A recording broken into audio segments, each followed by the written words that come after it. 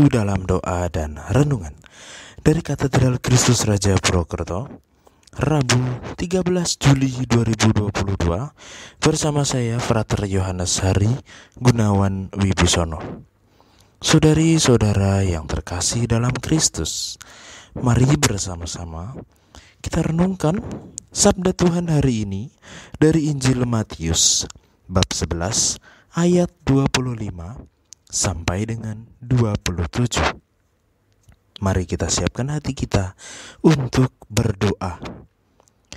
Dalam nama Bapa dan Putra dan Roh Kudus, amin.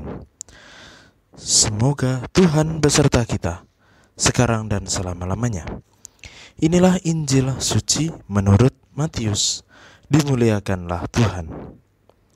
Sekali peristiwa berkatalah Yesus, "Aku bersyukur kepadamu, ya Bapa, Tuhan langit dan bumi, sebab semuanya itu kau sembunyikan bagi orang bijak dan orang pandai, tetapi kau nyatakan kepada orang kecil. Ya Bapa, itulah yang berkenan di hatimu.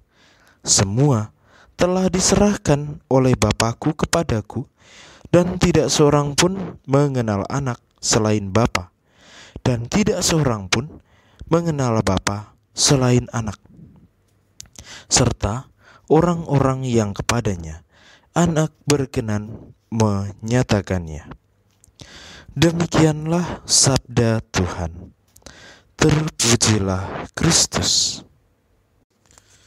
Saudari-saudara yang terkasih, pada hari ini kita mendengarkan bersama-sama dalam doa Yesus. Yesus mengungkapkan dalam doanya yang ia ungkapkan kepada Bapanya, bahwa bukan orang terpelajar dan pandai, bukan ahli Taurat dan orang Farisi, bahkan bukan ahli agama yang diberkati atau diberkahi dengan pemahaman rahasia Allah.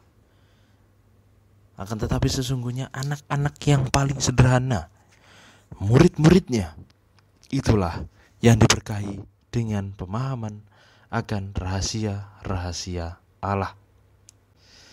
Mereka adalah anak-anak yang tidak hanya kurang dalam hal pembelajaran dan kecanggihan, tetapi anak-anak orang yang tidak terpelajar, menggambarkan lambang keterbukaan untuk mau mendengar, untuk mau belajar. Dan hal ini diangkat oleh Yesus sebagai suatu rahmat kebajikan yang tidak dimiliki oleh orang-orang yang menganggap diri mereka sebagai intelektual, sebagai kaum terpelajar, sebagai orang yang sungguh mengenal seluk-beluk tentang agama. Hal ini sesungguhnya mengajak kita untuk berefleksi.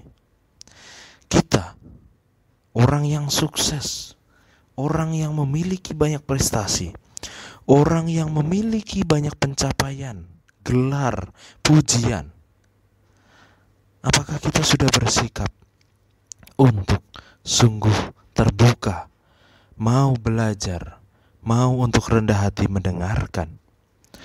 Ataukah kita masih ketus, kita masih merasa diri kita yang paling benar, kita masih merasa bahwa kitalah yang telah meraih pencapaian tersebut, maka kitalah yang harusnya didengar dan mendapat perhatian dari banyak orang? Itulah yang menjadi tantangan bagi diri kita.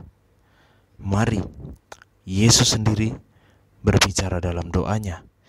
Ia mengharapkan orang-orang yang mau untuk terbuka agar bisa menerima pemahaman akan kerajaan Allah, akan karya keselamatan.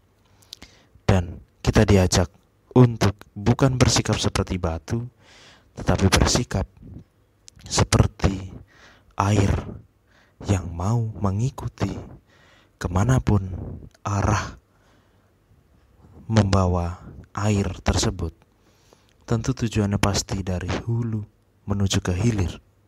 Dan kita diajak untuk bersama-sama memiliki satu tujuan yang jelas, yaitu Bapa sendiri. Melalui apa? Melalui keterbukaan kita untuk mau dibentuk, untuk mau menerima pemahaman dan iman yang benar, menghidupi iman tanpa keraguan dan juga tanpa keserakahan atau keegoisan diri. Marilah kita berdoa. Bapa yang Maha Baik, kami bersyukur atas sabda yang telah Engkau sampaikan dalam hidup kami, atas doa Yesus yang dipanjatkan kepadamu bagi hidup kami. Kami mohon bimbingilah kami, agar kami mampu untuk semakin mencintai Engkau melalui Yesus Putramu. Sebab melalui Dia, kami akan sampai kepadamu Sang Maha Cinta. Ini semua kami mohon kepadamu ya Bapa, dengan pengantaran Kristus Tuhan dan Juru Selamat kami. Amin. Semoga Tuhan berkati kita, melindungi kita terhadap dosa, dan mengantar kita ke hidup yang kekal. Dalam nama Bapa dan Putra dan Roh Kudus. Amin. Selamat beraktivitas, Tuhan memberkati, dan salam mendoan.